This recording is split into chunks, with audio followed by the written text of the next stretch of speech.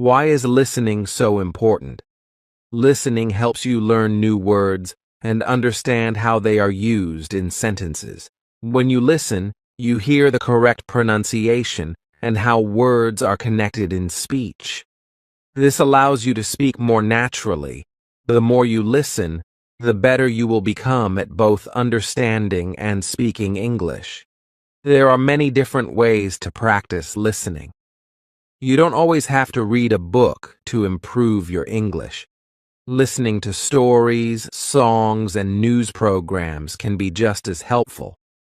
When I first started, I listened to simple stories. Even though I didn't understand everything, I kept listening. Over time, the words became clearer, and I understood more. One important thing I realized was that listening improves speaking.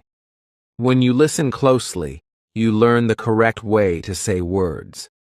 You also pick up the rhythm and tone of the language. This helps you sound more natural when you speak. Listening and speaking are connected. If you want to be a good speaker, you must first be a good listener. Chapter 1. I leave home. My name is Robinson. I am from England. I live in a town called York. My father is a good man. He wants me to live a quiet life. He wants me to stay safe. But I don't want that. I want to see the world. I want to go to sea. I want to travel far. My father says no. He says, the sea is dangerous. Stay home. You will be happy here. I don't listen. My heart says go.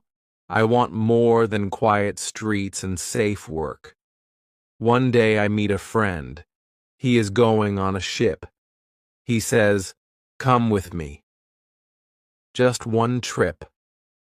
I don't tell my parents. I say nothing to my mother. I say nothing to my father. I just leave. I feel excited. I feel free. The ship is big. The sky is blue. The wind is strong. I look at the sea and smile. This is my dream. But dreams can change. On the first night, the wind grows louder. The ship starts to shake. The sky turns dark. Rain falls hard. Waves hit the ship. The water comes over the side. I hold the rope tight. I feel fear in my chest. I want to go home. I think, why did I leave? But it's too late now. The storm stops. In the morning, the sun comes out. The sea is calm, but I am not calm. I feel lost inside. My friend laughs and says, that was nothing. Real storms are worse. I try to smile, but my heart is heavy. The ship goes on. We reach a port in a new city. I think about going home. I want to write to my father, but I don't. I stay quiet. I tell myself, one more trip. I find a new ship. This one is bigger. The captain is kind. He teaches me about the sea. He says, watch the sky. Watch the wind. The sea has moods. I listen. I learn. I write in my small book. I write simple words. I write what I see, what I hear, what I feel. The sea teaches me every day. Then one day, something bad happens. A pirate ship finds us. Men with guns come on board. They take the ship. They take everything. They take me too. I am now a prisoner. They take me to a far land. I do not know the name. The people speak strange words. I do not understand. I miss home. I miss my father. I miss the safe streets of York. But I do not cry. I look for a way out. I wait. I watch. I plan. I work for a man by the sea. He owns boats. He gives me small jobs. I carry water. I clean fish. I learn their words. Slowly, I understand them. One day, he lets me go on a fishing boat. I smile. I say, thank you. But inside, I think, this is my chance. I look at the sea. I look at the boat. I think about freedom. I think about escape. I know I must act soon. I cannot stay here forever. I left home to see the world, but now I just want to survive. The sea called me once. It gave me dreams. Now it holds my hope. Chapter 2. I plan to escape. Every day I go to the sea. I work on the boats. I smile at the men. I say little. I stay quiet. But in my mind, I am not quiet. My mind is loud. It makes a plan to escape. I cannot live here forever. I am a prisoner. I want to be free. I think about the sea. The sea took me from home. But now the sea is my only hope. The man I work for trusts me. He lets me go fishing. I go with 2 other men. One is a young boy. His name is Yuri. He is kind. He listens. He works hard. The other is a guard. He has a knife. He does not smile. But one day the man says, "Take the boat. Go fishing. Bring back many fish." I say yes. I hide my fear. This is the chance I was waiting for. We go out early. The sun is low. The sea is quiet. I sit in the boat and watch the land. It gets smaller and smaller. We go far. Then I take the boat in another direction. The guard looks at me. "Why this way?" he says. I smile. "More fish here," I lie. He does not know my plan. I wait for the right moment. When the guard looks down, I act fast. I take the wooden pole. I hit him hard. He falls. He does not move. Jury is afraid. He says, "What now?" I look at him. "Do you want to be free?" He nods. "Then help me," I say. We throw the guard into the sea, not to hurt him, just to leave him behind. He swims back to shore. Now we are alone. Just me, Jury, and the boat. We sail for many days. The sun burns our skin. The salt dries our lips. We drink little water. We eat dry fish. We are tired, but we are free. We follow the coast. We stay close to land. We see trees, rocks, animals. We sleep in the boat. At night, we hear sounds, strange sounds. We see no people, only shadows in the dark. One day we see land with tall grass. I say, "Let's go." We find sweet water. We drink. We rest. Then we hear a sound, a growl. A lion comes out of the grass. My heart stops. I grab the gun from the boat. I shoot. The lion falls. Jury shouts, "You saved us." I breathe again. My hands shake. I say, "We must leave now." We sail again. Days pass. We are tired. One morning, we see a ship. A big ship. It comes near us. It is not a pirate ship. It is a trade ship. A white flag waves on top. I stand and wave my arms. "Help us!" I shout. A man on the ship sees me. He waves back. The ship turns toward us. A small boat comes out. The men on it speak English. My heart feels warm. After many weeks, I hear my own language again. They ask, "Who are you? What happened?" I tell them a little, not everything. I say, "I am lost. I ran away. I want to work. I want to live free." The captain is kind. He says, "You can come with us. We go to Brazil." I say yes, but he looks at Jury. "Is he your servant?" I look at the boy. He helped me. He stayed with me. He did not run. "No," I say. "He is my friend." The captain smiles. "Then he can come too." I look at the sea once more. I think of the island we passed, the land we left behind, the danger we escaped. My life is changing again. But this time, I am not afraid. Chapter 3. A New Life in Brazil. The ship took us far from danger. The sea was calm again. The wind was soft. I stood on the deck and looked at the sky. I felt safe. I felt quiet inside. Jury stood beside me. His eyes were full of light. We did not talk much, but we smiled. That was enough.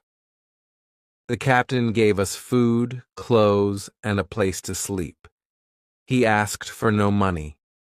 He said, "You are brave. You risked your life. That is enough for now." I thanked him again and again. In my heart, I felt lucky. I had escaped. I was free. And now I was going to a new land, a land I had never seen, a place called Brazil. After many days, we reached the shore. The ship stopped near a busy town. The streets were full. People moved fast. The sun was hot. I saw things I had never seen before: big trees, bright fruits, men on horses, women selling things on small carts. The captain took me to a small house. "You can stay here," he said, "and you can work. Many Englishmen come here to buy and sell." I thanked him. He looked at Jury. "The boy can stay with you. But if he wants to go back to Africa one day, let him go." I nodded. Jury smiled. He said, "I stay with you." In the new town, I learned fast. I watched people. I listened to their words. I tried to speak. I made mistakes, but I did not stop. Each day I learned more.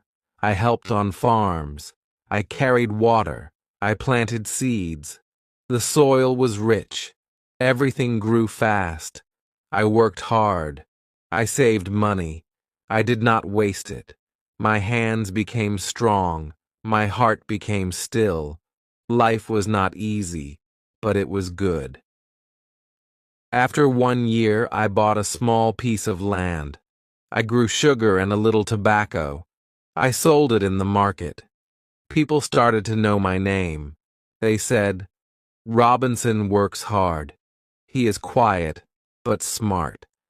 I felt proud, but deep inside, something still pulled me, a voice, a memory. The sea. It called me again. I tried to ignore it. I tried to say, "No, stay, be safe." But the sea does not forget, and I did not forget it either. One day I sat with some farmers. We drank tea. We talked about trade. One man said, "We need to send goods to Africa. We can sell things there and bring workers back." Another said, "We need a ship. We need someone brave to lead it." They looked at me. I said nothing, but I felt the sea move inside me again. I tried to sleep that night, but the sea came into my dreams. I saw ships. I saw waves. I saw a storm. I woke up sweating. But still, I said yes. I sold part of my land. I gave Jury his freedom. I said, "You are free now. You stayed with me. You helped me. You are my friend. You can go where you want." He looked at me. He did not speak for a while. Then he said, "I will never forget you." We shook hands. Then he left.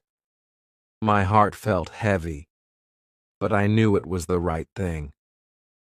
I joined the men and helped prepare the ship. We packed tools, clothes, food, and water. I felt strong again. I felt ready.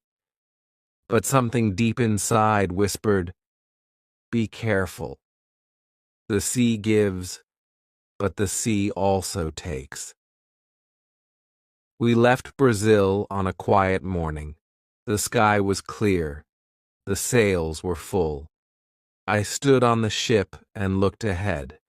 I did not know what was coming, but I knew one thing: my journey was not over yet. Chapter 4: The Storm and the Island. The first days at sea were quiet. The wind was soft. The sky was blue. I walked on the deck and watched the water. It moved like glass. I thought, maybe this time will be different. But deep inside, I felt something. A small fear, like a shadow in the mind. I pushed it away. I told myself, "You are strong now. You know the sea. You will be fine." But I was wrong. After 2 weeks, the sky changed. Clouds came fast. The wind turned sharp. The sea started to rise. Our ship shook. The sails screamed in the wind. The captain shouted orders. Men ran across the deck. Water came over the side. The ship moved like a toy in the storm. I held on to the rope. My hands hurt. My body was wet and cold. I could not see. I could not think. I could only feel one thing: fear. The storm got worse. Thunder broke the sky. Waves hit hard. The ship cracked. I heard a loud sound, like the sky itself had broken. Then the mast fell. The ship tilted. Men screamed. The captain shouted, "We're going down!" I looked for something to hold, but the sea pulled me. Cold water hit my face. I went under, then up, then down again. I could not see the ship anymore, only dark waves. I kicked. I pushed. I reached for something, anything. Then I saw land, not far, a line of trees, a small beach. I swam with all my strength. The sea pulled me back again and again, but I did not stop. I thought, this is the end, or this is a new start. I reached the sand. I fell on it. My chest burned. My legs shook, but I was alive. The sea was behind me now. The storm still roared, but I had escaped it. I looked around. I saw trees, rocks, no people, no houses. I stood slowly. My body hurt. I was alone, very alone. I shouted, "Hello?" No answer, just wind and waves. I walked along the shore. I looked for someone, anyone. But there was no one, only me. No ship, no crew, nothing. I sat under a tree. I closed my eyes. I thought of home. I thought of my father's words, "The sea is dangerous." He was right. I had not listened, and now I was alone, on an island, far from everything, far from everyone. I did not know where I was. I did not know what to do next. But I was alive. That was the only good thing. The next day, I walked along the beach. I saw something in the water, a part of the ship, floating. I ran into the waves. I pulled it out, a small barrel. Inside, I found food, some bread, some dry meat. It was not much, but it gave me hope. Maybe more parts of the ship would come. Maybe I could find tools, clothes, maybe even a gun. I watched the sea all day, and then I saw it, far away, broken, but still there. The ship, stuck on rocks, not far from the island. I looked at it and said, I must go there. Chapter 5. I go back to the ship. My heart beat fast. I knew it was dangerous, but I also knew one thing. If I wanted to live, I had to try. The storm had taken everything from me, my friends, my ship, my plans. But it gave me something too, a chance, a new beginning. Alone on an island, lost to the world, but not lost to myself. I woke up early the next morning. The sun was bright, the wind was soft, the storm was gone now. The sea looked quiet again, but my heart still remembered. The fear, the noise, the water, the screams. I stood on the beach and looked out. Far away, I saw the broken ship. It was still stuck between the rocks. The waves hit it gently now, not like before. I thought, maybe I can go there. Maybe I can get something from the ship. I knew I needed food, tools, clothes, anything to help me live. The island was big, but it was empty. I had no house, no fire, no knife. I had to go. I looked around the beach. I found some long pieces of wood. I found an old rope, too. I worked all morning. I made a small raft. It was not perfect, but it could float. I pushed it into the water. It moved with the waves, but it did not break. I smiled. I felt a little stronger. I went back to the beach and found 2 small pieces of wood. I used them like oars. I pushed the raft out and began to paddle, slowly, carefully. The sea was deep. The wind pushed me back. But I did not stop. The ship came closer. I could see the broken mast, the torn sails, the empty deck. My heart felt strange. That ship had taken me across the world. It had also thrown me into the sea. Now it was quiet, like a dead body. I reached the side of the ship. I climbed up using a rope that still hung there. My hands shook, but I did not fall. I stood on the deck and looked around. Everything was broken, but some parts were still good. I went below deck. It was dark and wet, but I found things: food, tools, a hammer, a small axe, a knife. I found a box with clothes. They were dry. I smiled. I found 2 guns and a little gunpowder. I also found nails, string, and fishing lines. These things were gold to me now. I took everything I could carry.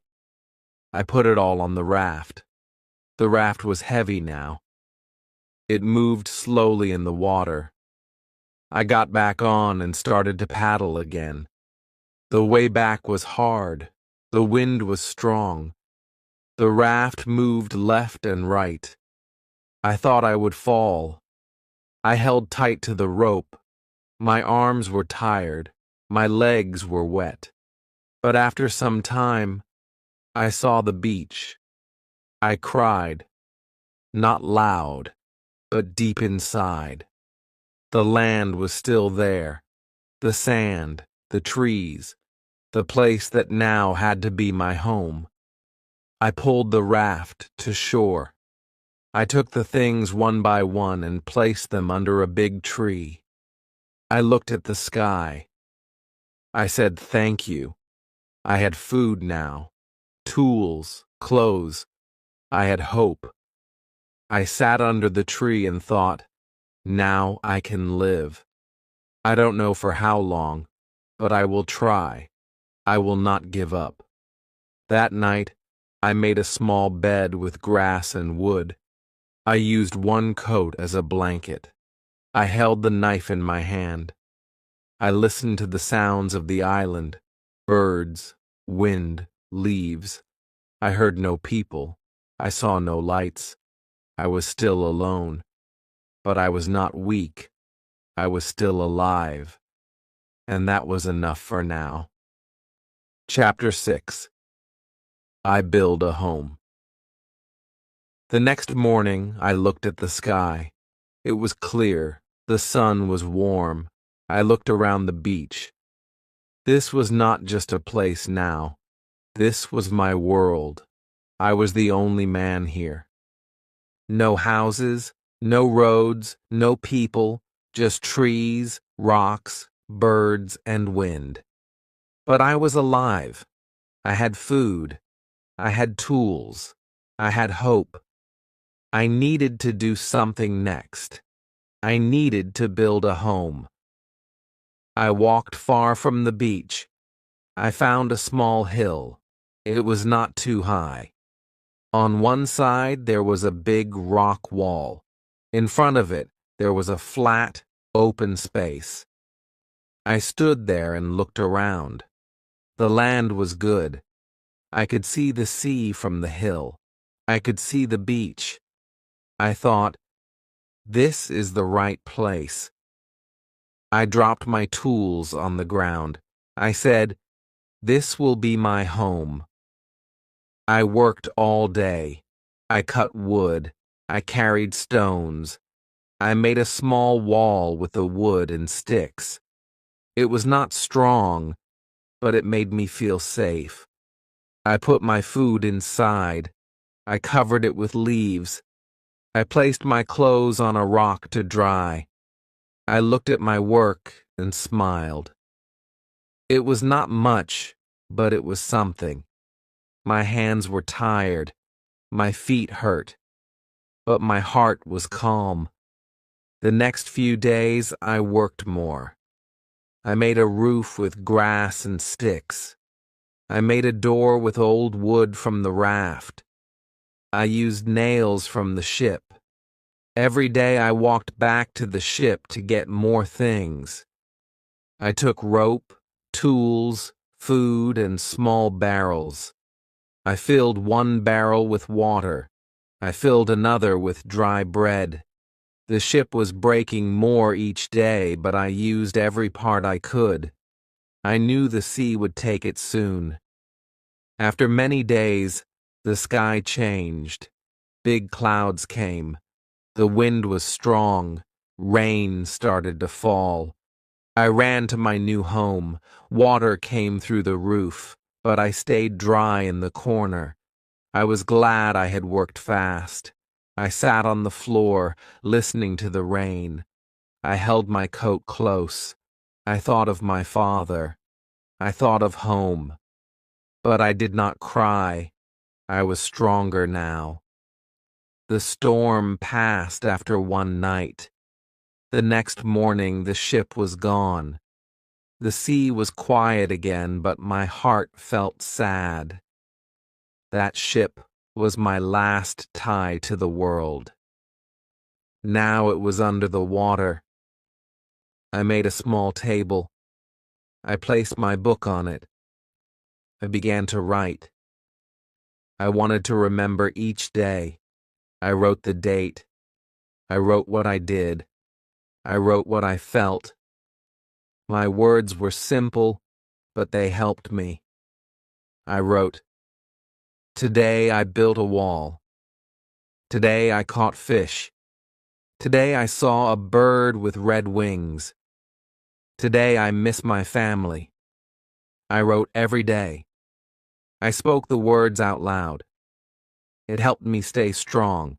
It helped me learn. My book was my friend. Time passed.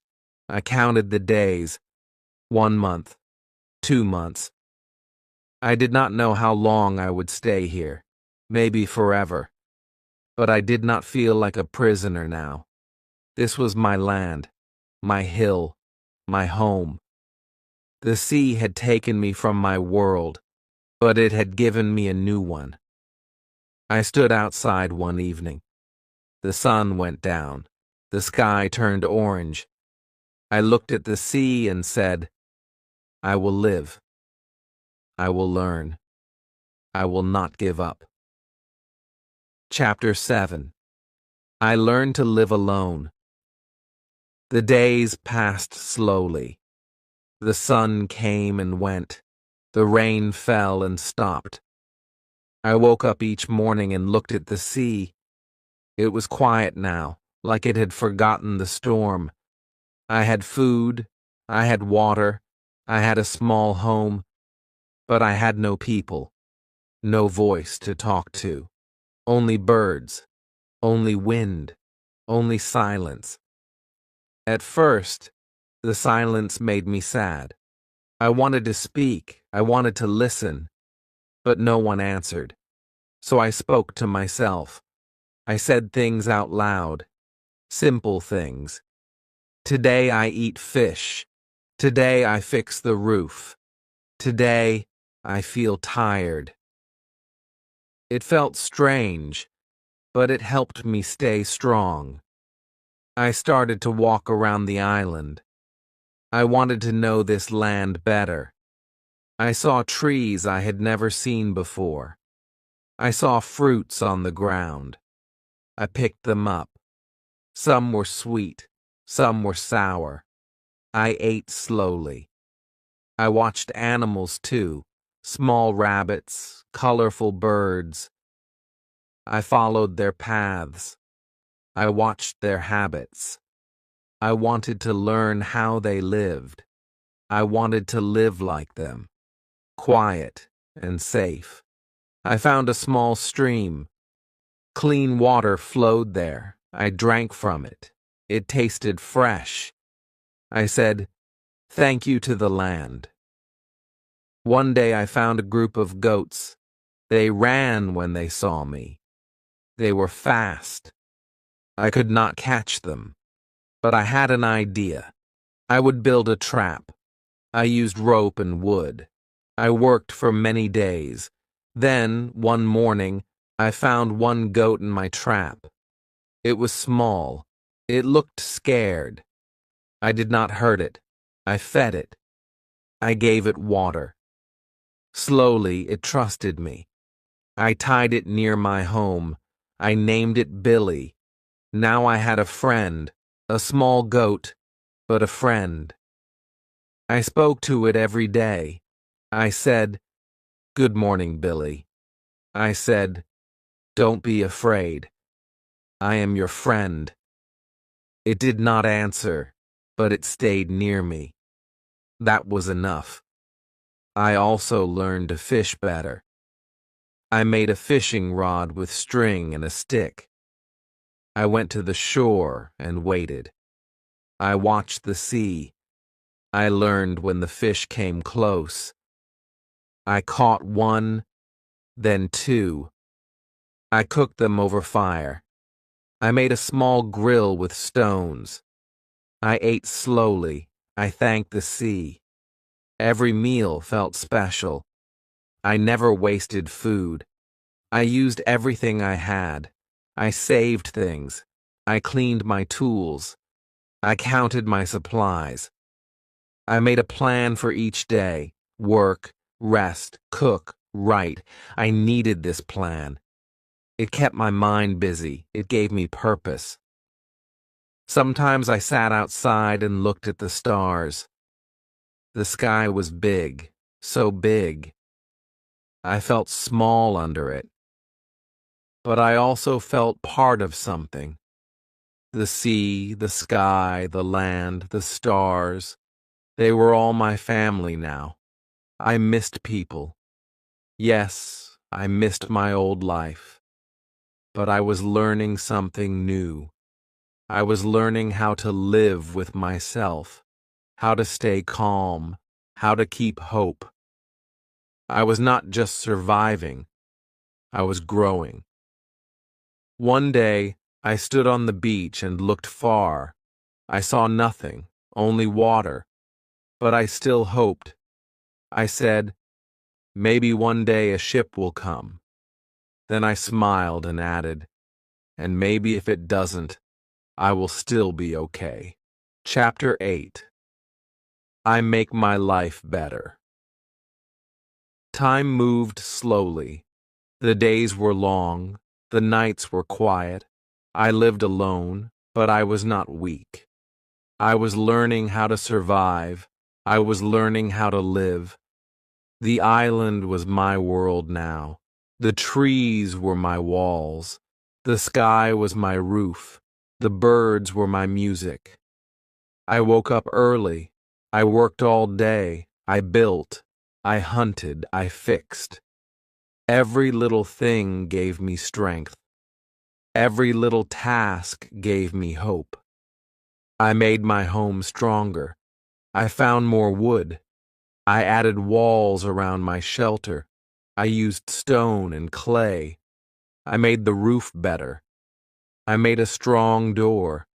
I put all my things inside, my food, my tools, my clothes. I kept everything clean.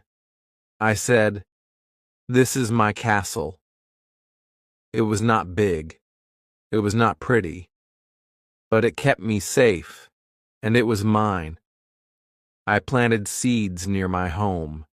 I found them in the ship's supplies. I did not know if they would grow. I watered them every day. I waited. After many weeks, I saw green leaves. I cried when I saw them, not because they were just plants, but because they were life. They were a sign that I was doing something right. I made a small garden. I worked in it with care. I felt proud. My goat Billy stayed near me.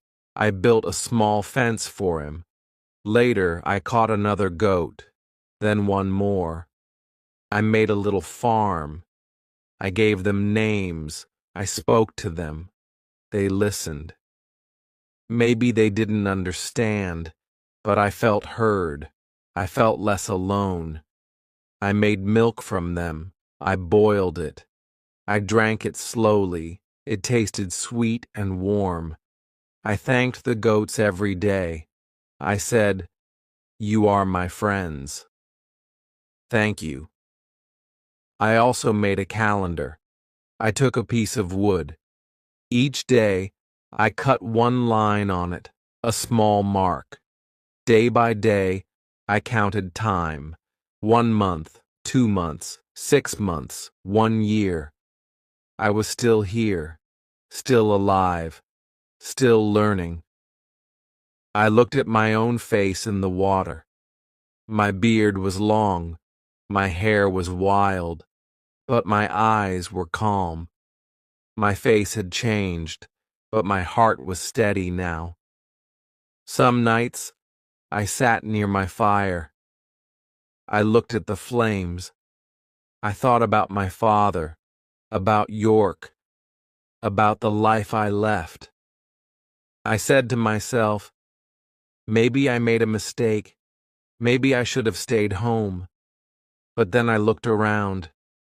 I saw my home, my garden, my goats, my tools, my fire, and I said, but maybe this is who I am now. I taught myself new things. I made pots from clay. I used fire to make them hard. Some broke, some stayed. I made a chair. I made a shelf. I made a knife from stone. Every day I learned something new. I made mistakes. I failed. But I always tried again. Slowly, the island became my school, my teacher, my test, and I passed each lesson with my hands and my heart. I had no one to clap for me, no one to say, "Good job," but I knew I was doing well. I could see it. I could feel it. I was not just alive. I was living, fully, deeply. I stood on the beach at sunset and whispered, "Thank you, God. Thank you for keeping me here. Thank you for giving me strength." Chapter 9.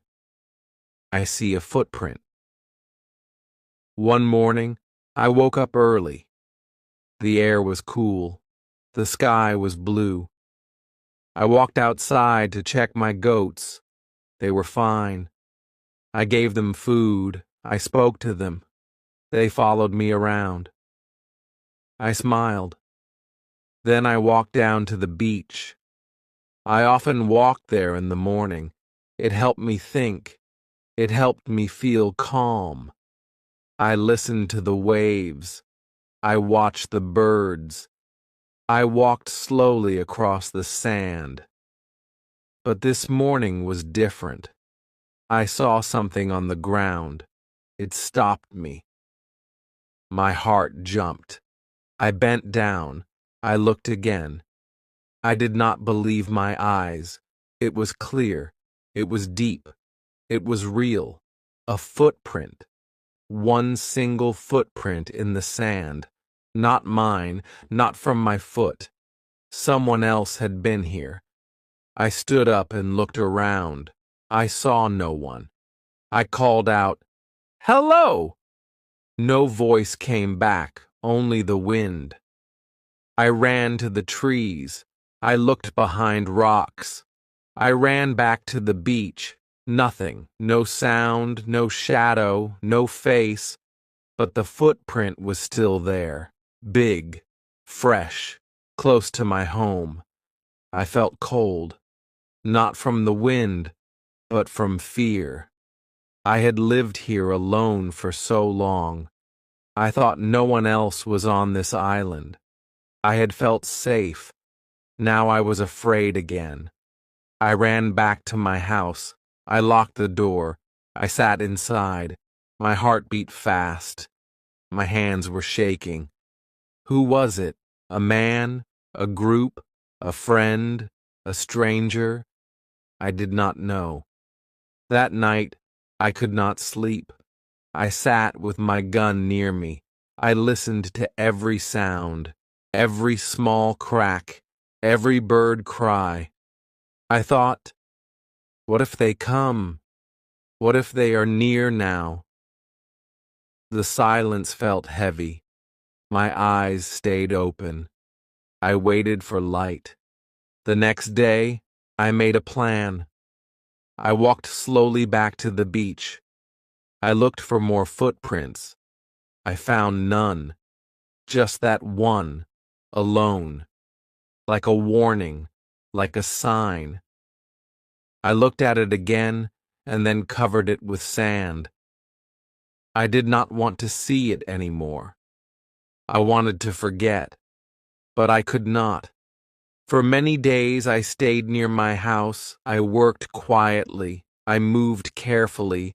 I cooked with less smoke. I hid my tools. I built a second wall around my shelter. I made it taller.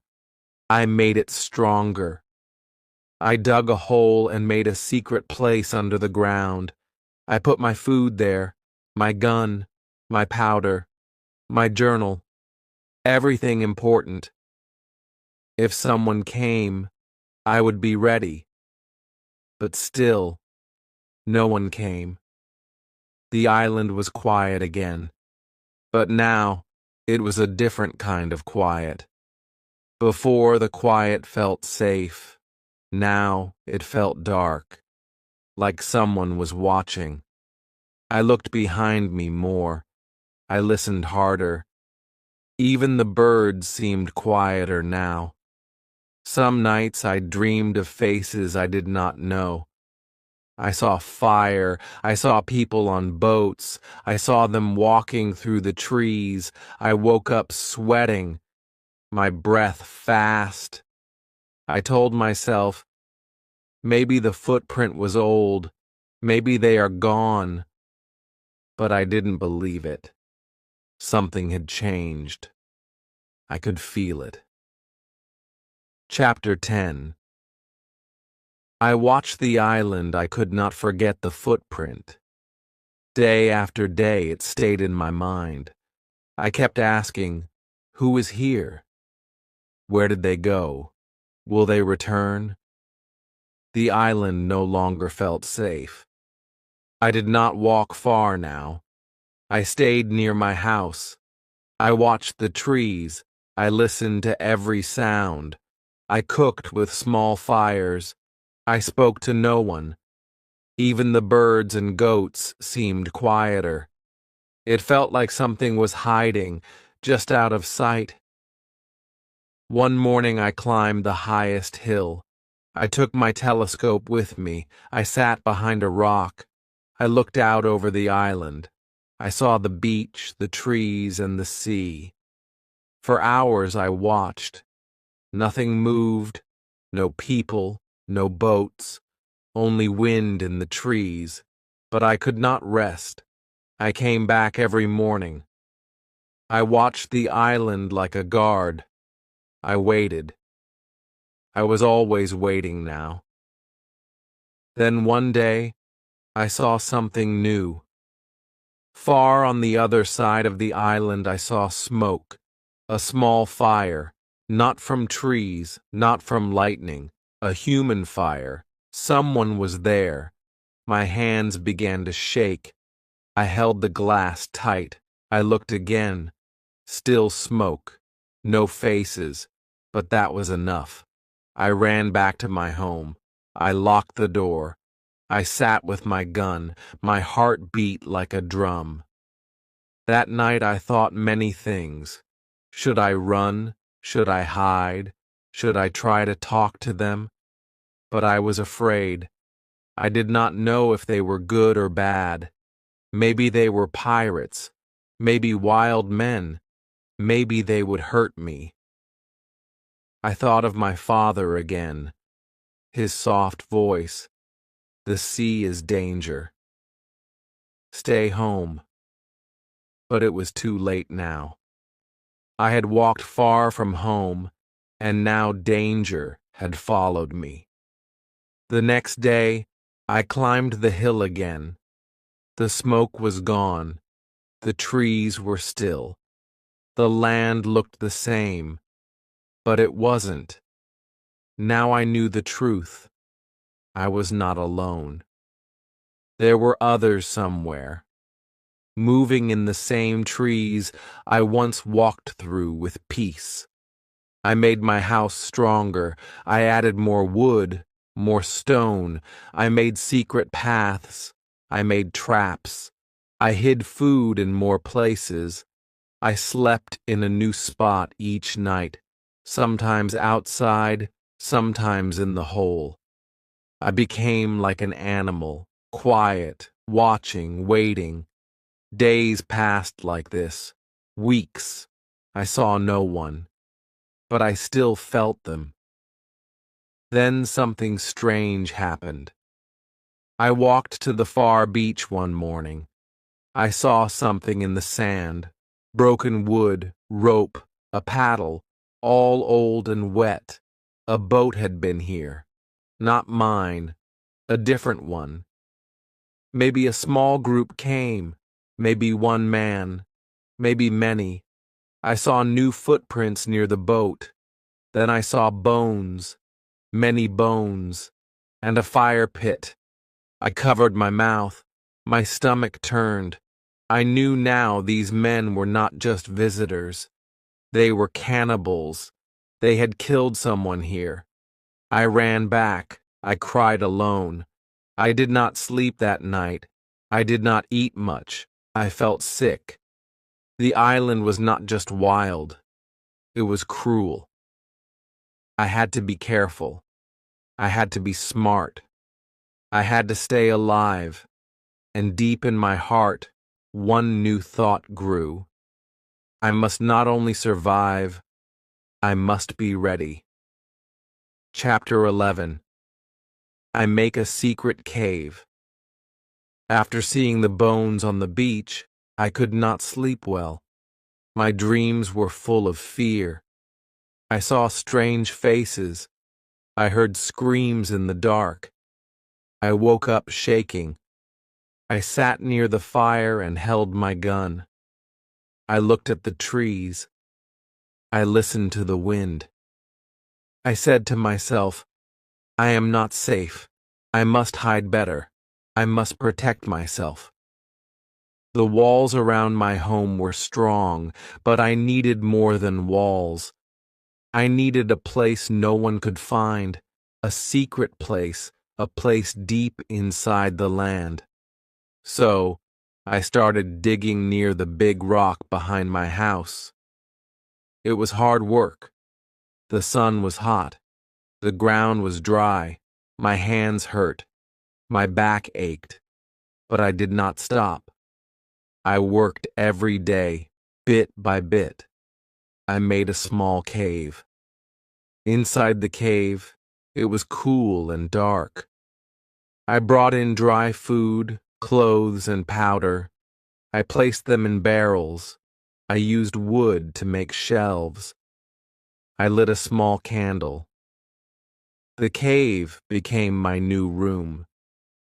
I made a secret door from tree branches. From outside, no one could see it, not even from up close. Now, I felt safer. If the men came again, I would hide here. They would not find me, not in this cave. I also changed my life outside.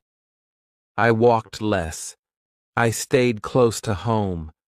I watched the beach from far away. I climbed hills but stayed low. I made no noise. I made no smoke. I cooked only at night.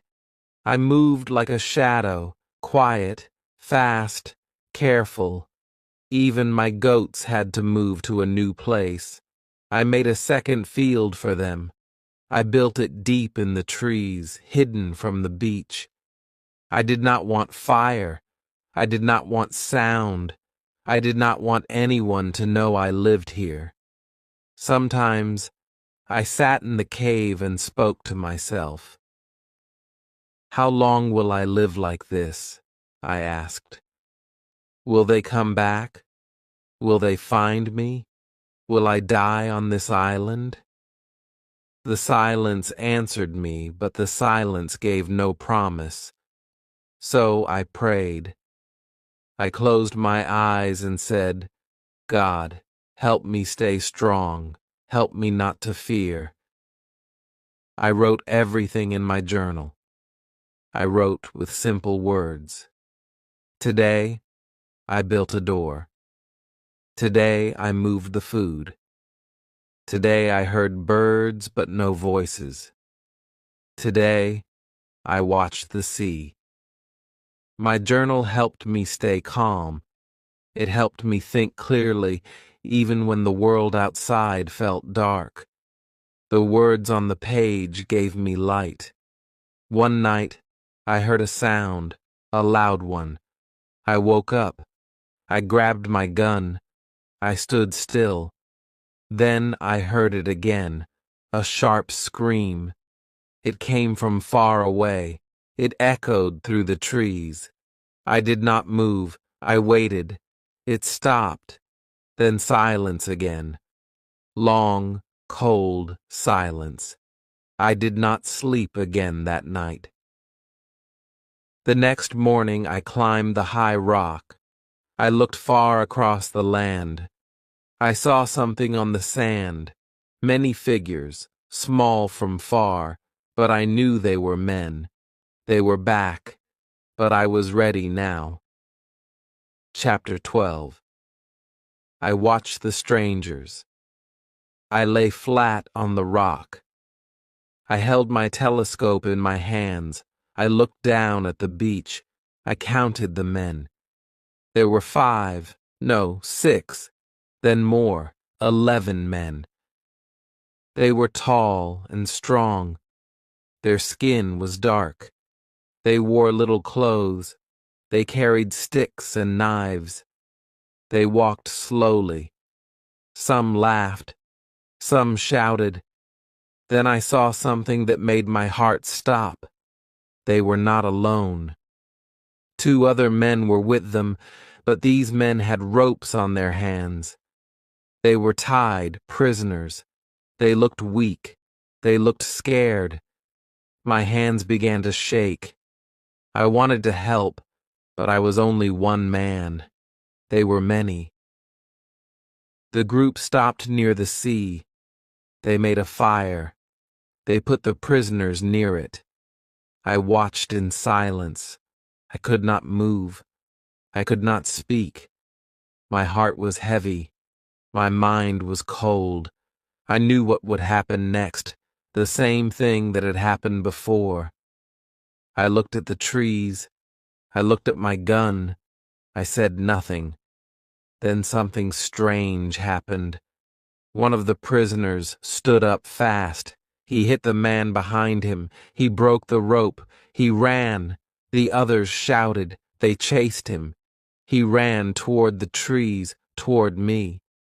My heart beat faster. I looked again through the glass. I saw his face. He was young, maybe 20. His eyes were wide. His feet were fast. He ran into the trees. 2 men followed him. The others stayed behind. The young man ran near my hill, very close. I stood behind the trees. I held my gun. I waited. Then I saw him. He was running toward me. I stepped out. I raised my hand.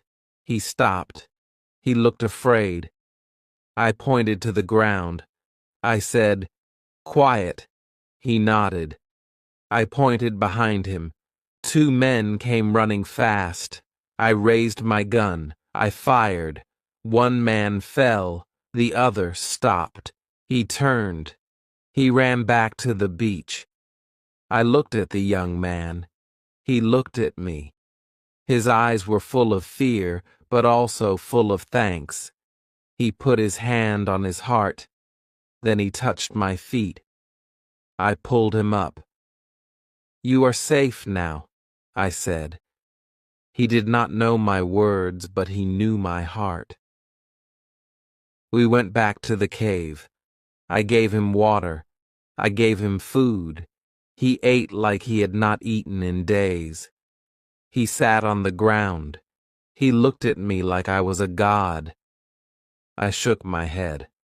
I said, "I am just a man, just like you." I wrote in my journal that night, "Today I saved a man. He ran from death. I helped him live. He is now with me. I do not know his name, but I will give him one." I looked at him again. He smiled a warm, true smile.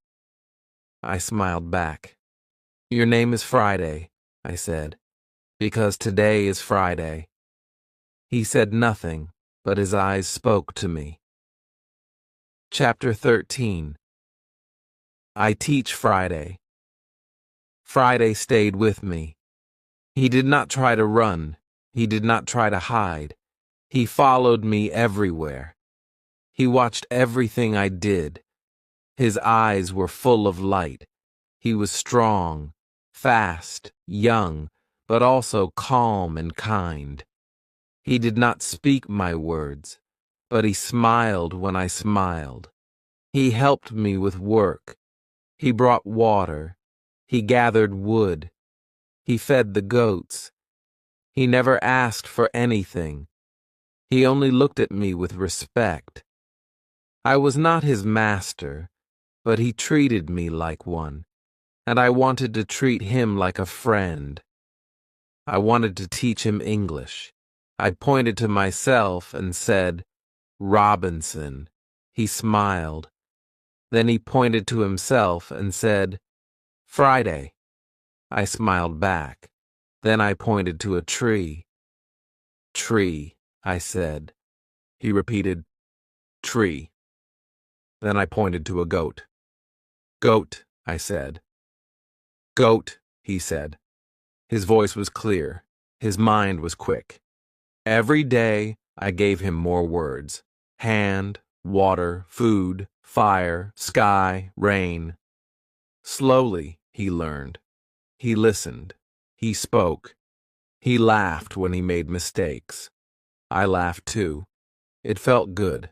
After so long, I was not alone. He was not just learning English. He was learning how I lived. He watched how I made fire with stones. He watched how I cooked, how I cleaned, how I wrote in my book. He asked with his eyes, "Why?" I showed him everything. I gave him his own plate, his own blanket, his own knife. He said, "Thank you," with his smile. One night, I sat near the fire. I said, "Friday, do you have family?" He looked at me. His face changed. He looked sad. He said, "Far, far place." Then he pointed to the sea. He said, "Many men, bad men, eat men." I understood. His people were not safe. He was taken. He was hurt. He ran to live just like me. I said, "No bad men here. You are safe." He nodded. He said, "Friday stay with you." I smiled. I felt warm inside. We were two men from different worlds, but now we were one small family. I made a second bed in the cave. I gave him extra clothes. I taught him how to shoot. I showed him how to use the gun. He was careful. He was good. He never wasted bullets. He learned fast. I gave him simple jobs. I said, "Catch fish, cut wood, watch goats." He did everything well. He came back happy. He was proud. Now the days were not so quiet. We spoke, we laughed. I taught him songs. He tried to sing them. Sometimes we sat under the trees and watched the sky. I said, "This is peace."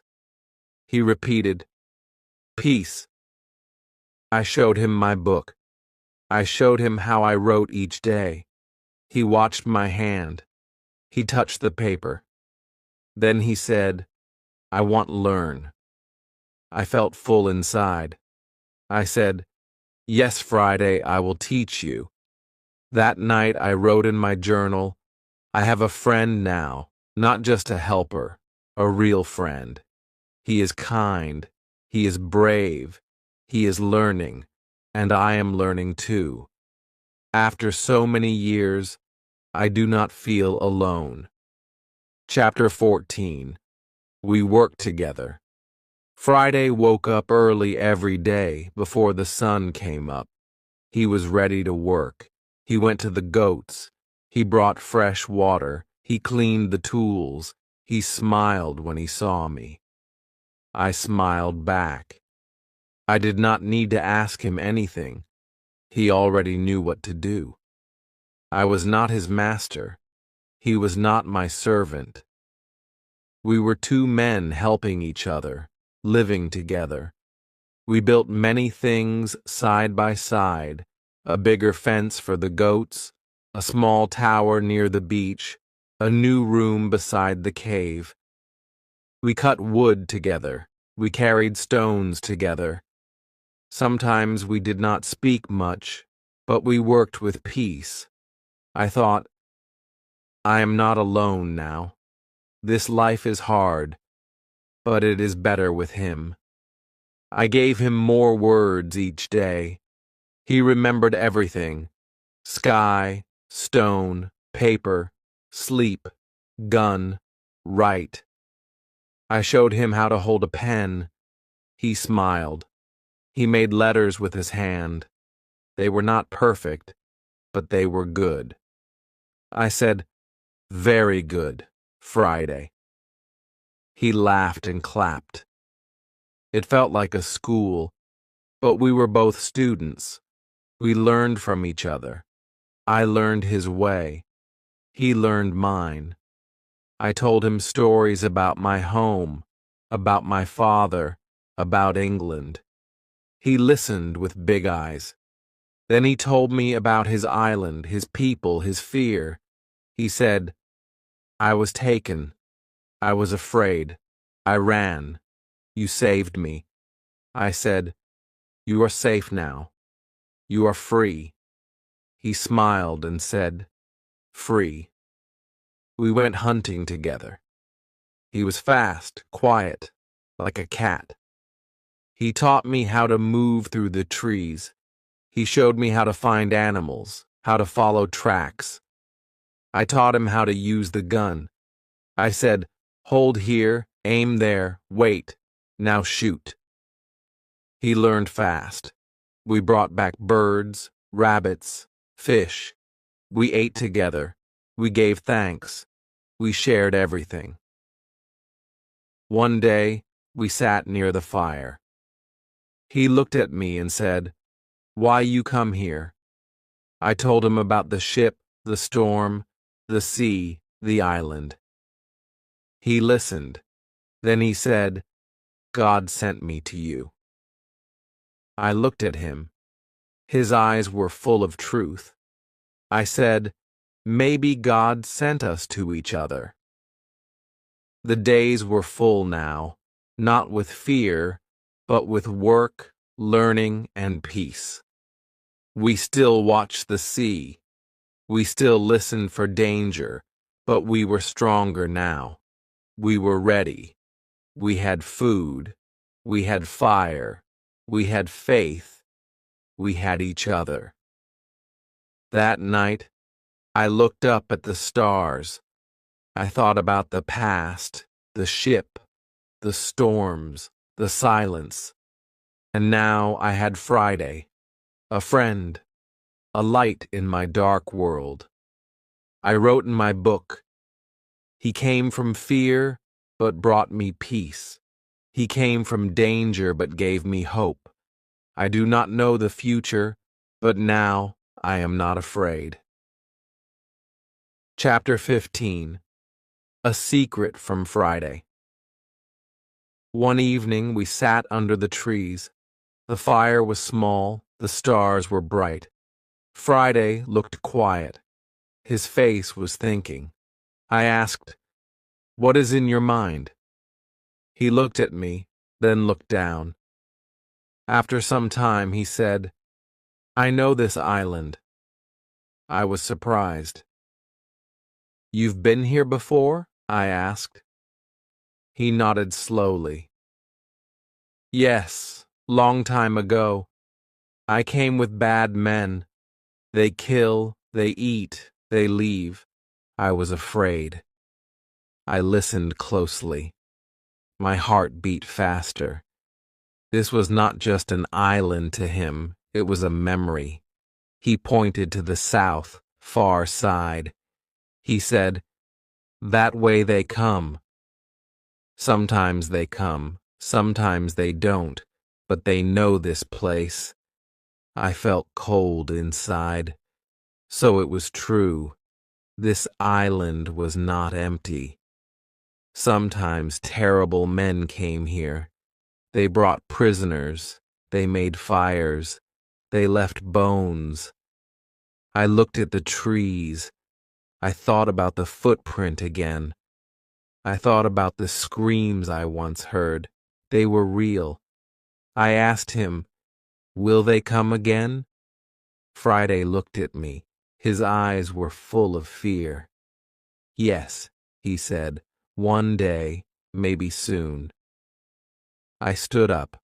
I walked back and forth. My mind was loud. "What should I do?" I said. "Should we hide? Should we run?" But deep inside I knew something. I could not run anymore. I had lived too long in fear. I had a home now. I had a friend. I had a life. I would not give it up so easily. "Friday," I said, "if they come, will you help me fight?" He stood up. He looked strong. He said, "Yes, I help you. You saved me. I fight with you." I placed my hand on his shoulder. I said, "Then we are brothers now." The next day, we made a plan. We went to the south side of the island. We moved slowly. We hid behind rocks. We stayed low in the trees. After some time, we saw it. Ashes, bones, pieces of rope. The men had been there not long ago, maybe 2 or 3 days. I felt sick, but I stayed strong. Friday looked calm. "They will come back," he said. "This place is not safe." We returned home. We built higher walls. We made new traps. We hid more food in the cave. We cleaned our guns. We made sharp sticks. We chose hiding spots in the trees.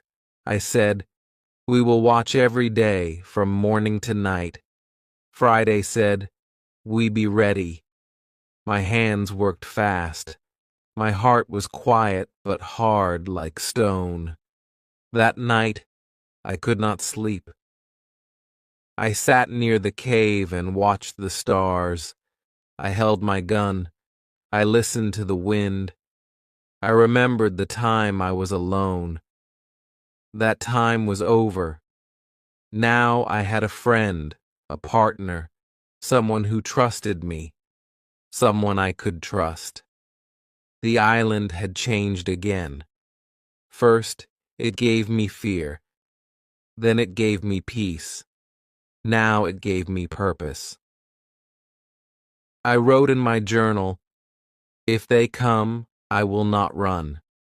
I will stand. I will fight, not just for myself, but for Friday too. This island is our home now, and we will protect it together." Chapter 16. The Day They Came. The morning was quiet, too quiet. The birds did not sing, the trees did not move, even the wind felt still. I opened my eyes and sat up quickly. Something felt wrong. I looked at Friday. He was already awake. He was not speaking. He was listening. His body was still, but his eyes were sharp. I whispered, "What is it?" He pointed toward the sea. "They are here," he said softly. I felt my chest tighten. The day we feared had come. We climbed the hill and hid behind the rocks. I brought my telescope. I looked down toward the far beach. I saw them, many men in a big canoe, maybe 20. They landed on the sand. They jumped out laughing and shouting. I counted them, 18, strong and wild. They had long sticks and knives, and they had prisoners again, 3 men, tied, weak, lost. My hands began to shake. I had never fought so many men. I looked at Friday. He was calm. His face was hard. He said, "Now we fight." I nodded. I did not want to fight, but we had no choice. If we waited, the prisoners would die, and maybe one day we would be next. We had to stop them. I said, "We saved the prisoners, but we must be smart. We must be fast. We took our guns. We took our knives. We moved through the trees, step by step, slow, quiet, careful. We stayed low. We waited behind thick bushes. We watched the men dance and shout. Two of them stood near a prisoner. One raised a knife. The man on the ground cried. That was it. I stood up, I aimed, I fired. The man with the knife fell. Friday fired next. The second man fell. The others turned. They screamed. They looked into the trees.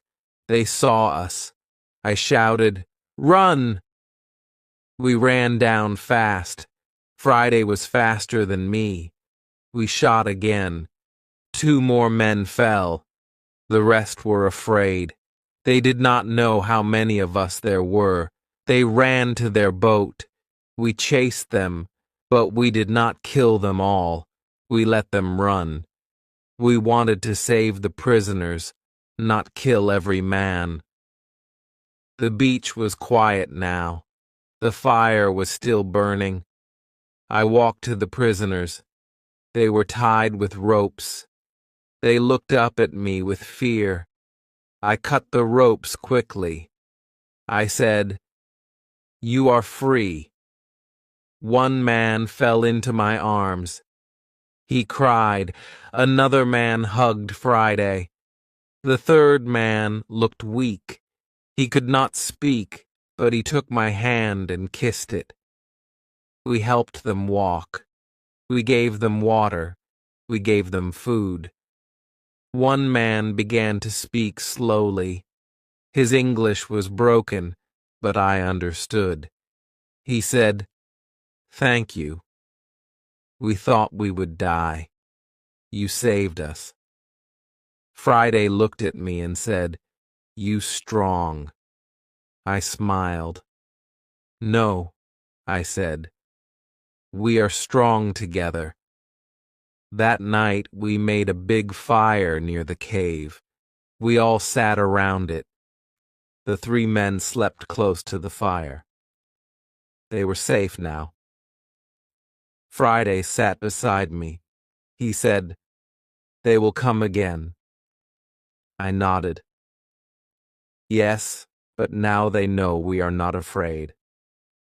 I looked at the stars. I thought of the man I once was, alone, afraid, lost. Now I was different. I was still on the island, but I had a friend, I had a purpose, and now I had saved lives. I wrote in my journal, "Today I fought not for myself, but for others. I am not just living now. I am standing for something, for peace, for hope, for life." Chapter 17. A stranger speaks my language. The next morning the sun rose slowly. The sea looked calm again, but my mind was still full of thoughts. I could not forget the fight. I could not forget the fear. But I also could not forget the faces of the men we saved. They were alive now, and they were safe.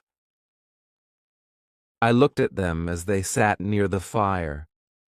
They were eating slowly. They were quiet.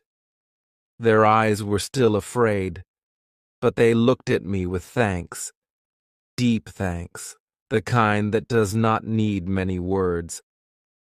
I walked toward them. I sat down. I smiled. One of the men looked at me closely. He said something. His words were not clear at first. I listened again. Then I understood. He was speaking English. I was shocked. I said, "Do you speak English?"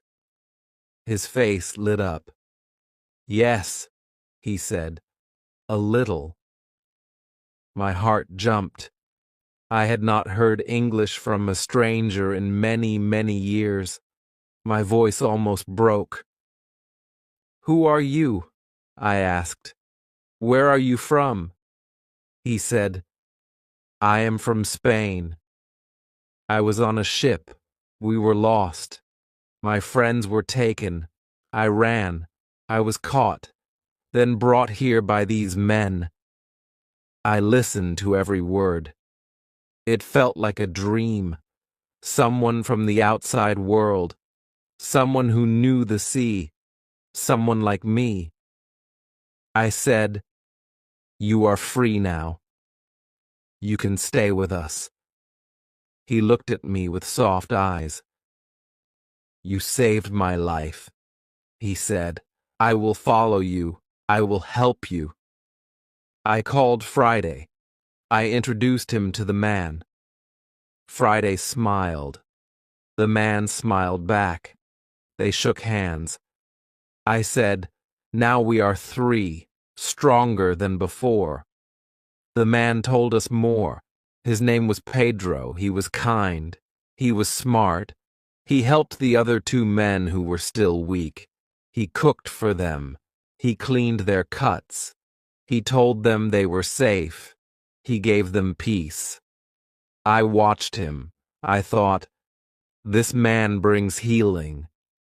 Maybe he was sent to us for a reason. Days passed.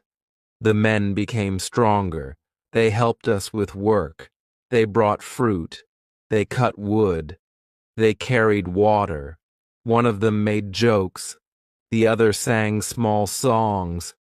At night, the cave was full of new sounds now, human sounds, happy sounds.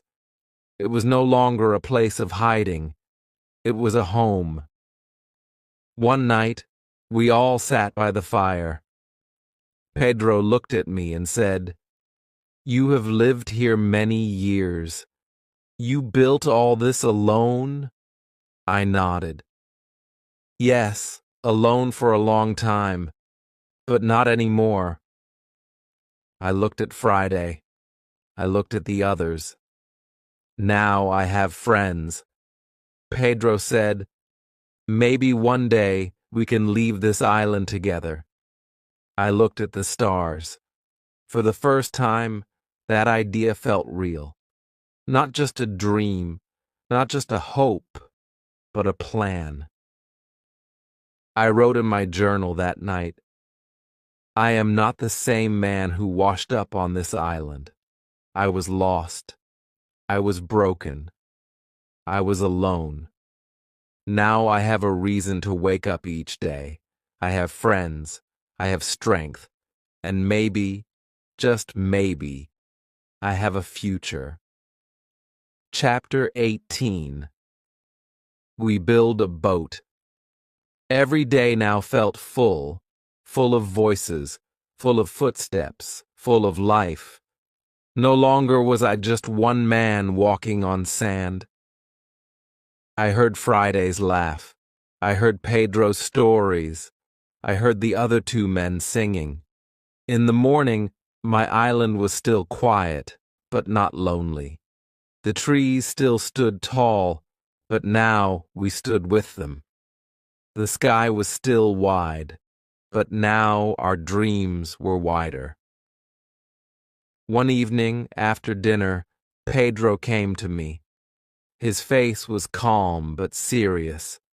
He said, "I want to ask you something." I looked at him and said, "Go ahead." He said, "Can we leave this island? Can we build a boat?" I stayed quiet for a moment.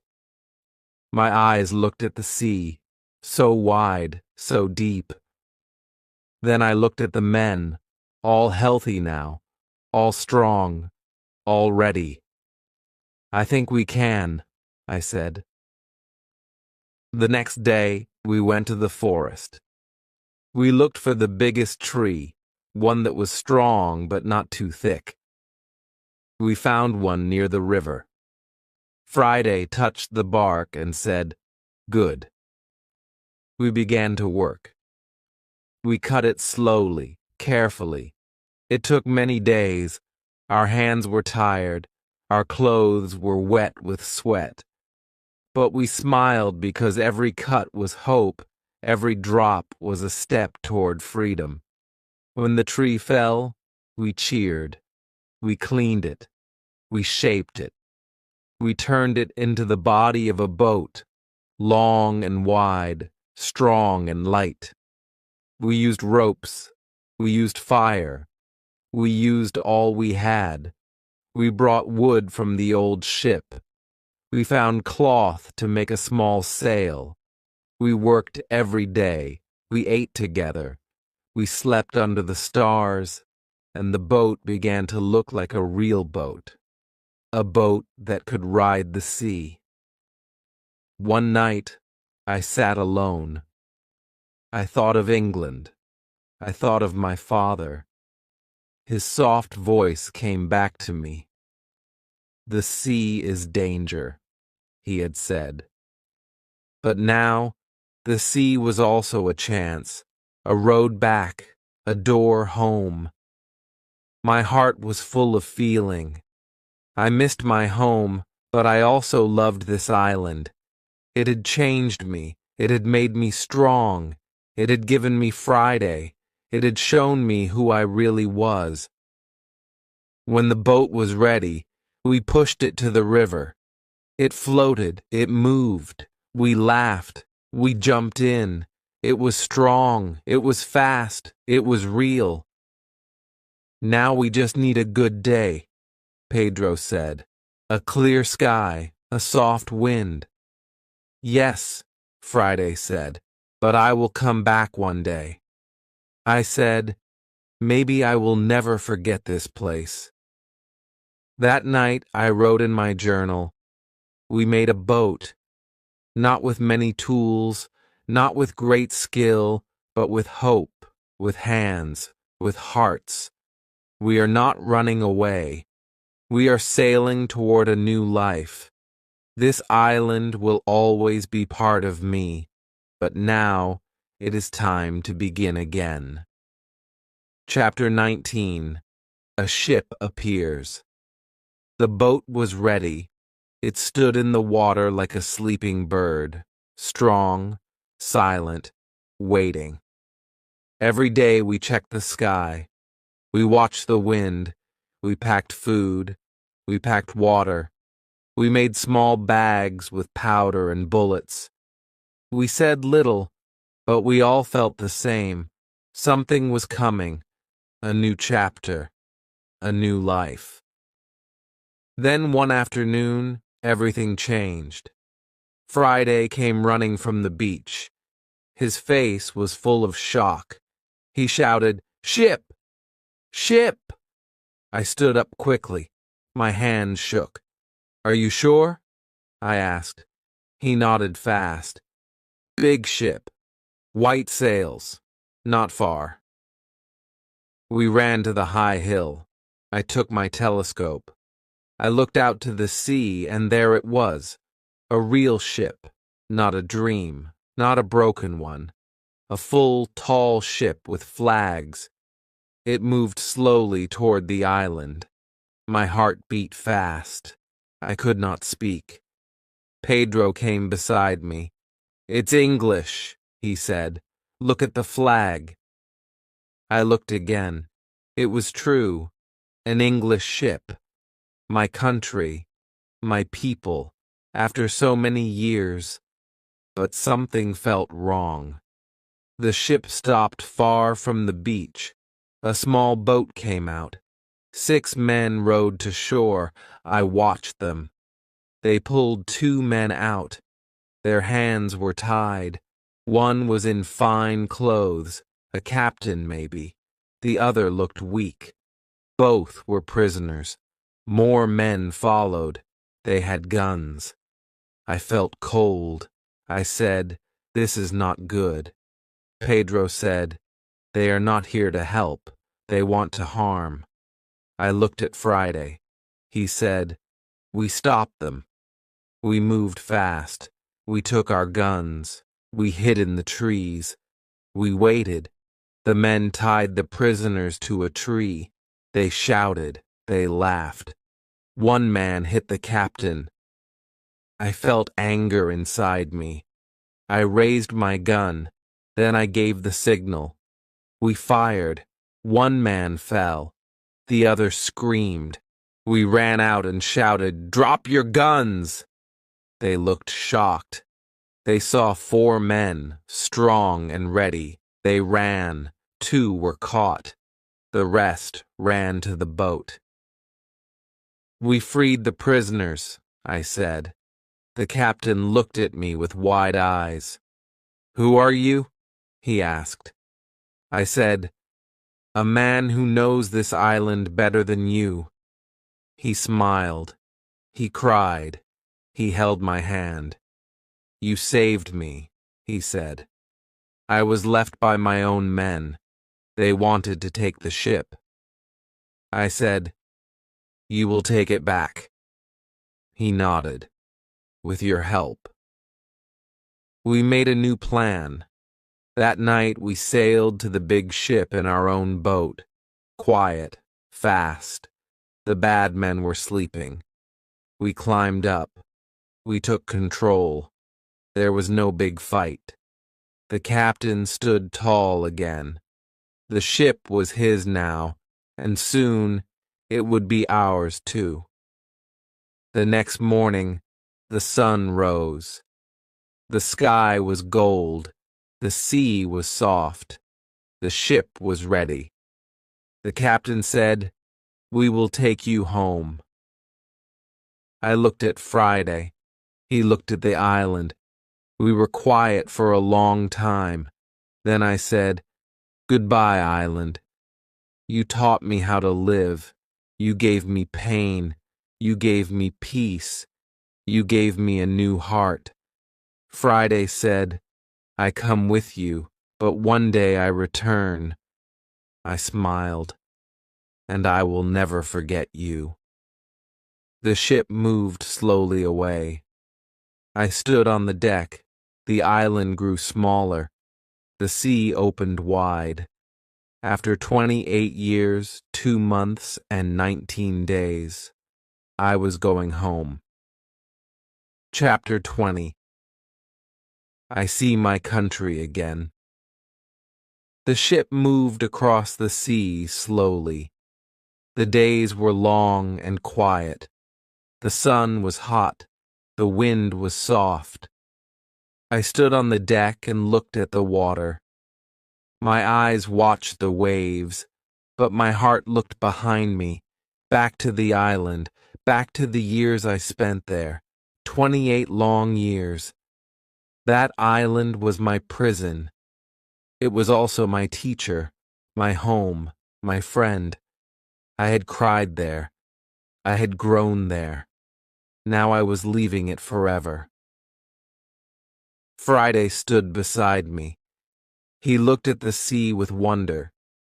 Every day was new to him, every sound, every bird, every sail. He asked me many questions. I answered them slowly. I taught him new words every day. He was learning fast. Just like before, he was still my student, but also my friend, my brother. I knew the world would be strange for him, but I also knew he was strong. After many weeks, the sky changed. The sea grew busy. More ships passed by. The captain smiled. He said, "We are close now." My heart beat faster. I walked to the front of the ship and waited.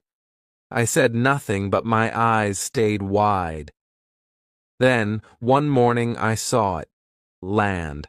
Not just any land. England, my home. Tears filled my eyes. My legs felt weak. I held the side of the ship and whispered, "I'm back." I wanted to run. I wanted to fall to my knees, but I just stood there watching the land that I had left so long ago. We reached the port. People moved fast. Horses pulled carts. Women sold food. Children laughed. It was loud, it was full. I felt lost in the noise. Everything had changed, or maybe I had changed. I did not know how to speak to these people. I had not used money in years. I had no house, no family. I had only my name. I walked through the town slowly. Friday stayed close. He looked nervous. So did I.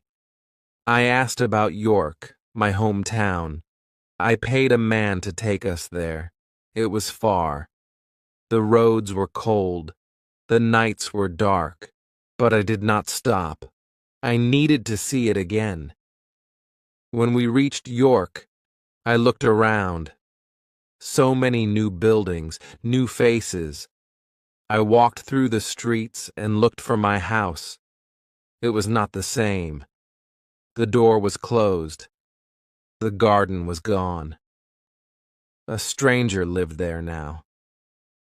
I asked about my father, about my family, but I learned the truth. My father had died many years ago. My mother, too. My brothers had left the city. I stood on the street in silence, my eyes full of tears. I was home, but I had no one. Friday touched my shoulder. He said softly, "I stay with you." I looked at him and smiled. "Yes," I said, "we are home now, together." That night I sat in a small room and wrote in my book. I went to sea as a young man. I was foolish. I was wild. I lost everything. Then I found an island. I found pain.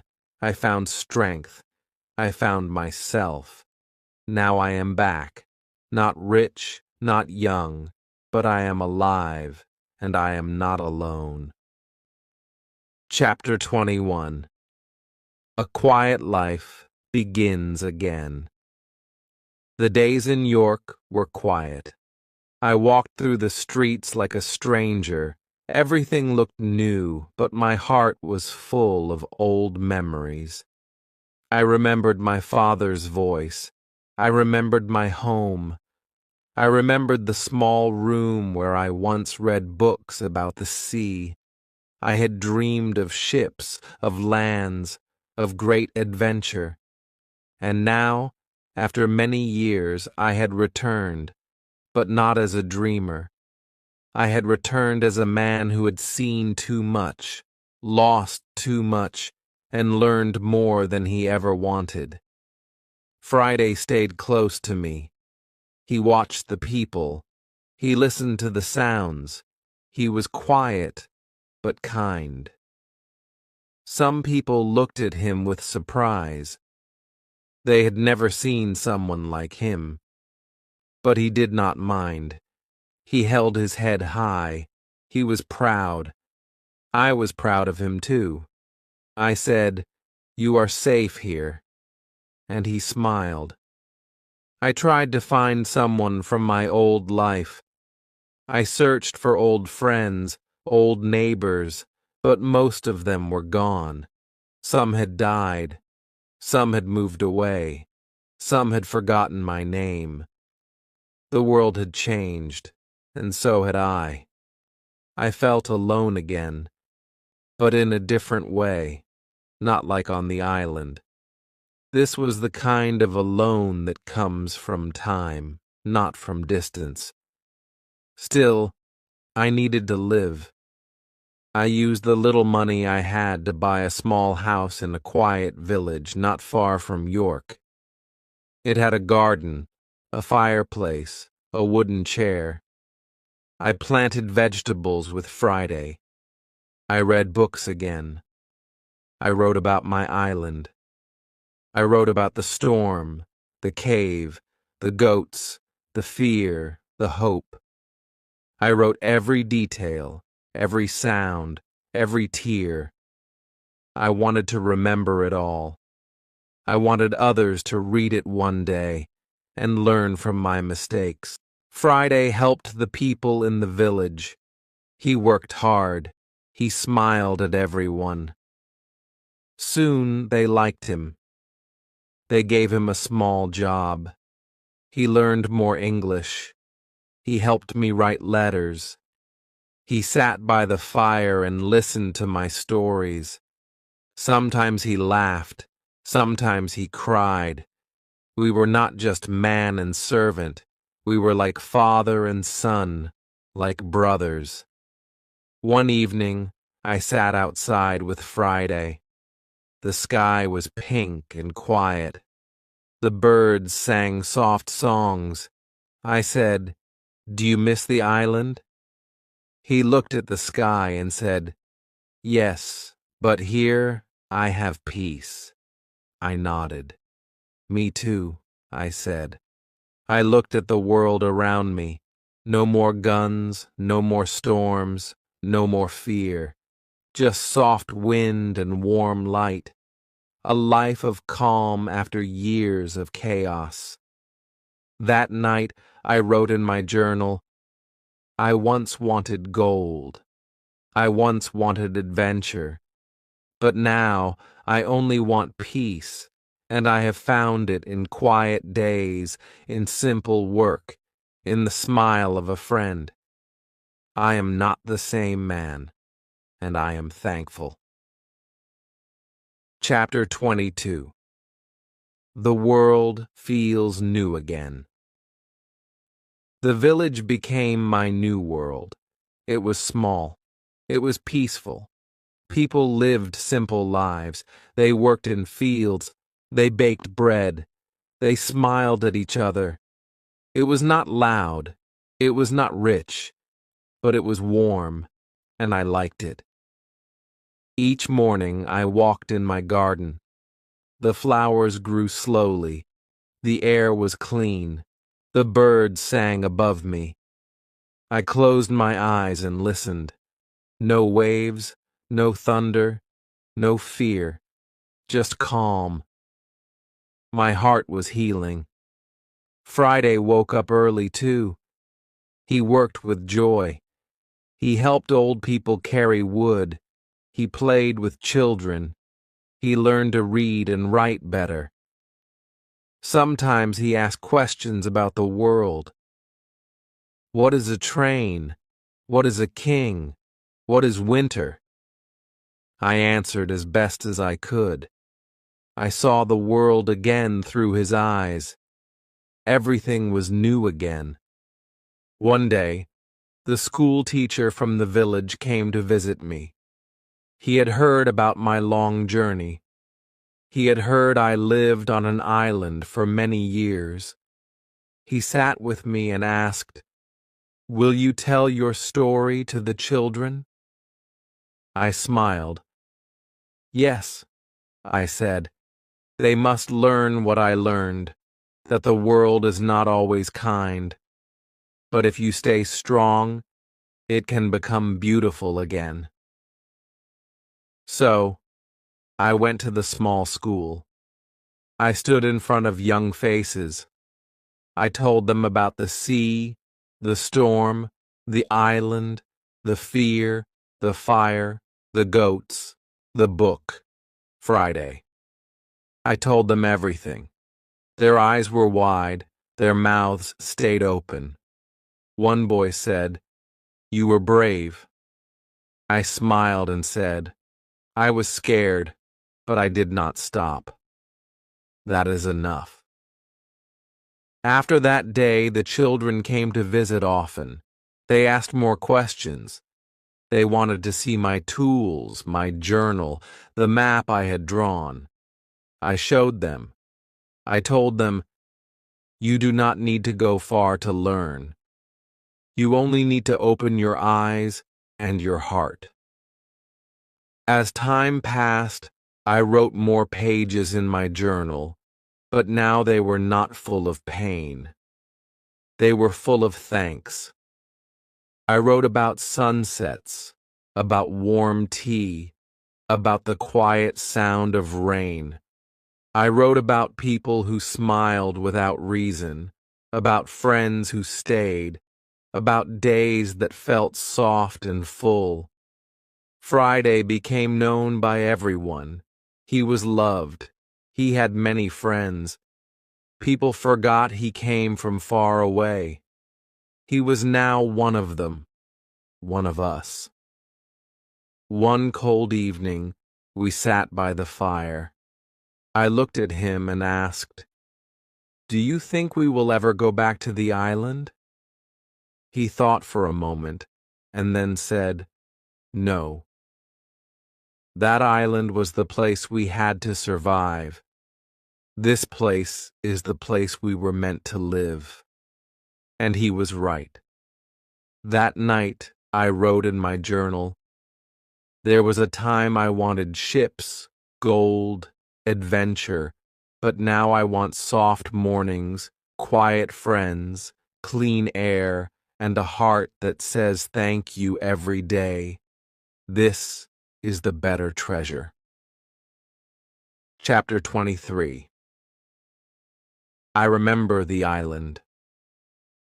One morning, I sat alone in the garden. The sky was soft gray. A cool wind touched my face. The trees moved slowly. Everything was quiet. Friday had gone to the market. The village was still. I held a warm cup of tea in my hand and I began to think. I thought about the island again. It came back to me like a slow dream. The first time I stood on that beach, the sound of the waves, the fear in my chest, the long nights, the strange noises, the quiet mornings, the smell of wet trees, the feel of cold rain on my skin. I could still feel it all. I remembered building the first wall with shaking hands. I remembered counting my food, marking the days, catching the first goat, digging the cave, watching the sea with empty hope. I remembered crying alone, and then I remembered finding strength inside me. Then came the better memories, the fire I made with my own hands, the garden I planted, the first fish I caught, the small words I spoke out loud to myself just to hear a voice, and then Friday, the day I saw his face, the moment I saved him, the first time he called me master, the first time I said, "No, friend." His smile, his heart, his laugh, his courage. He did not come from my world, but he gave my world back to me. And I thought of Pedro, the Spanish sailor, the men we saved, the fire we built together, the boat we made, the ship we took, the sea that brought me back home. All of it was far behind me now, but it lived in my heart forever. I stood up and walked back inside. I opened the old chest near my bed. Inside was my journal, the same book I had written in every day on the island. I touched the pages. The ink had faded, but the words still lived. I sat and read a few lines. They were simple, but they were true. I am afraid, but I must go on. Today I made bread. Today I built a chair. Today I spoke to the wind. Today I saved a man. I closed the book. I smiled. I said softly, "Thank you, island. You broke me. You built me. You gave me the best parts of myself." That night, Friday came home. He brought bread and honey. We ate together near the fire. I told him I had read the old journal again. He said, "That island made us both who we are." I nodded. "Yes, and now we know how to live anywhere." I wrote in my journal again before bed. The island is behind me, but its lessons are inside me. I no longer wish to escape from it. I now thank it. The storm gave me the island. The island gave me a life. Chapter 24. A visit from the past. Many months passed. The village felt like home now. People greeted me by name. Children smiled when they saw Friday. We lived simply. We planted food. We made soup. We shared stories. Life was small but full. I did not need gold. I did not need ships. I needed quiet mornings, a warm fire, a kind word, and I had all of them. One afternoon, I sat near the door reading. The sky was light blue. The birds flew in soft circles. Then I heard the sound of a horse. I looked up. A man was coming down the road. He wore a coat with gold buttons. He looked around, then stopped in front of my house. He smiled at me. "Are you Mr. Robinson Crusoe?" he asked. I stood slowly. "Yes," I said. "That is my name." The man reached into his coat and took out a letter. "This is for you, from the sea." My hands shook as I opened it. The paper was clean. The writing was strong. I read the name at the bottom. Pedro, my old friend, the sailor we saved. I smiled wide. The letter said, "My dear Crusoe, I hope you are alive and well. I return to my land. I am safe. I work again on the sea, but I never forget you.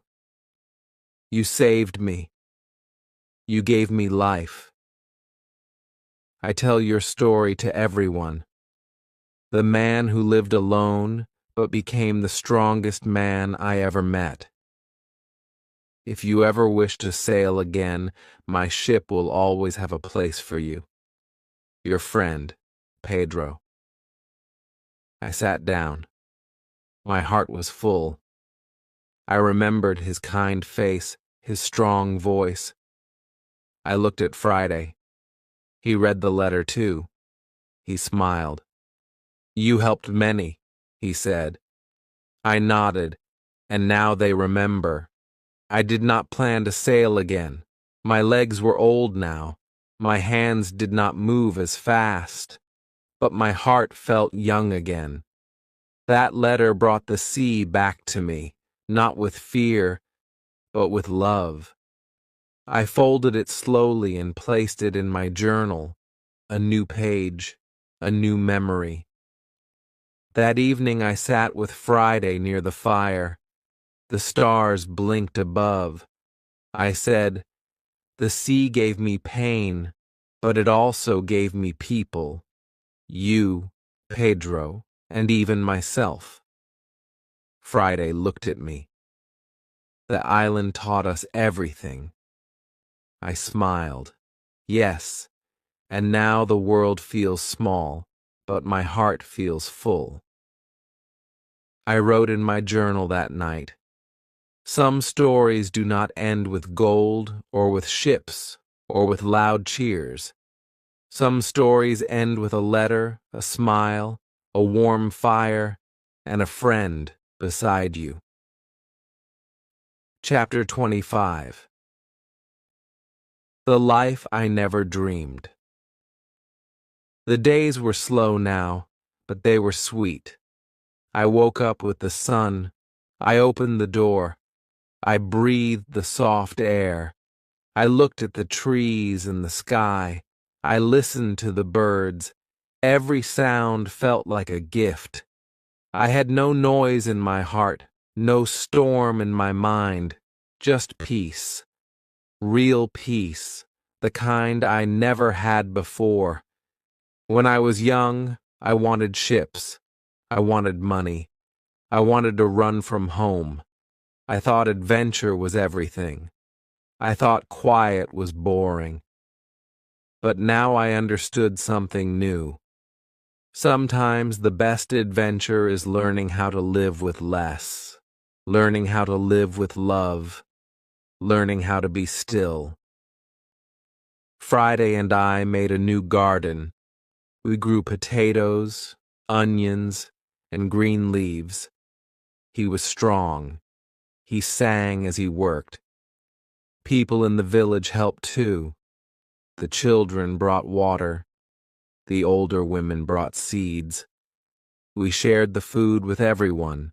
No one was hungry. No one was left out. We were all one family now. One afternoon, an old woman in the village came to see me. She gave me a warm pie and said, "Thank you." I smiled and asked, "For what?" She said, "For the stories. The children listen to you. They learn. You make them brave." I felt a tear in my eye. I had never tried to be special. I just told the truth, but maybe that was enough. Sometimes I still walked alone. I went to the river. I sat on a rock and looked at the water. I saw my own face, older now, but peaceful. I said to myself, "This is the life I never dreamed, but it is better than all my dreams." I remembered the island, the first days, the fear, the silence, the cold nights, the sound of waves with no voices. I remembered my footprints in the sand, my fire, my first bread, my goats, my journal. I remembered how I changed day by day. Pain taught me, silence taught me, and that island saved my soul. That night, I wrote again in my book, the same book I had used all those years ago, the same old pages. My writing was slower now, but my heart was full. I do not need to go far anymore. I do not need the sea. I do not need ships. I need only this: a warm bed, a good friend, a kind word, and a thankful heart. This is enough. Friday read my words. He nodded. "Yes," he said, "very good words." I laughed softly. "You have good words now, too." He smiled. "I learn from you," I said, "and I learn from you." We sat by the fire in silence, but it was not empty. It was full, full of years, full of memories, full of quiet joy. Chapter 26. I Teach, I Learn. Life in the village moved slowly, like a quiet river. Nothing rushed, nothing shouted. Every day felt soft like morning light. I no longer counted the days. I no longer watched the sky for ships. I just lived. I just breathed. And that was enough. People came to visit me often now. They sat in my garden. They asked questions. What was the island like? Were you afraid? How did you survive? I answered kindly. I spoke in short words. I wanted them to understand, not just the story, but the lesson. That fear does not win when we stay calm. That we do not need much to live. That silence can teach if we listen. The children loved Friday. They followed him in the fields. They helped him plant seeds. He showed them how to fish, how to climb trees, how to walk quietly in the forest. He told them about the stars. He told them how to find water in dry land. They listened to him more than they listened to anyone. He became their teacher, and I became proud. One boy came to me with a small book. He said, "I want to write like you." I smiled. I gave him a pen. I said, "Write about what you see, what you feel, what you learn." That day, I saw him sitting under a tree, writing slowly. It made me happy. I thought, maybe this is my work now. Not to travel, not to fight, but to plant small seeds of wisdom in young hearts. Sometimes Friday and I walked in the hills. We said little. We just watched the wind move the grass. I asked him once, "Do you miss the island?" He said, "I miss the trees, the birds, the sea, but not the fear, not the lonely days." I said, "Me too." We visited the church every week. We sat in the back.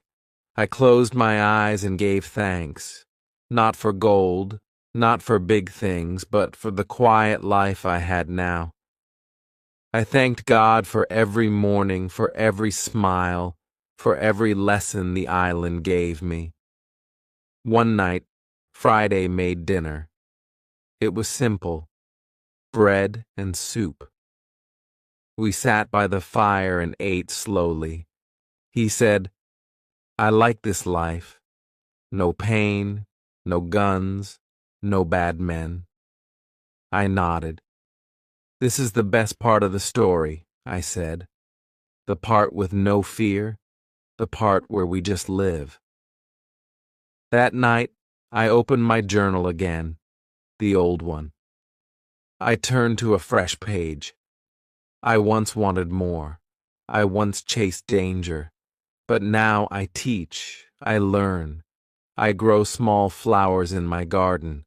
I watch young minds open like the sky. I smile at quiet things. And that is enough. I am at peace. I closed the book. I looked at the fire. It burned gently, just like my heart now. Chapter 27. The Man I Have Become. The wind outside was soft. The sky was light blue. I sat on a wooden chair with my book in my hand. The sun touched my face through the small window. It was a quiet morning, like many others, but something felt special. Something inside me was still and full. I had not thought about the island for many days. I had not dreamed of storms, of waves, of fire. Now I dreamed of gardens, of children running through grass, of Friday laughing, of warm soup on cold nights. I no longer lived with fear. I lived with thanks.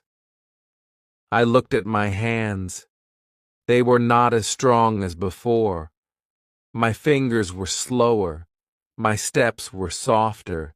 But my heart was lighter, and my mind was calm. I once feared time. Now I welcomed it. I once chased the world. Now I enjoyed each simple day. Friday came in with a basket of fresh fruit. "Apples," he said with a smile. "The tree gave many today." I looked at the red fruit. I remembered planting that tree. It was small back then, thin, weak, but I had given it water Sunday time, and now it gave sweet fruit, just like my life. We ate together. We said little, but we smiled often. That was our way now. Not too many words, just soft peace between us. I told him, "One day you will teach others. You will tell your story too." He nodded. "But this is still my favorite chapter," he said, "the one with quiet days." Later, I walked through the village. People waved at me. Some called me teacher, others called me captain, a few simply said friend. I liked all those names, but inside, I was just Robinson, a man who had learned to be still, a man who once ran from everything and then found everything by stopping. I sat under the big tree in the garden. Children came with questions. How do you build a house from nothing? How do you stay strong when you are alone? I answered slowly, one wall at a time. I said, one word, one step, one day. They listened, their eyes wide. I saw myself in them, young, full of dreams, not knowing the cost of them yet. That night, I lit a candle. I opened my journal again. The pages were old now, some torn, some stained, but they were beautiful to me. I once wanted the sea. Now, I want the soil. I once lived in fear. Now I live in grace. I once had no one. Now I have friends, smiles, and peace. I once was only Robinson. Now I am something more. I looked at the candle. It burned gently, like a soft heart, like the light of a life well lived.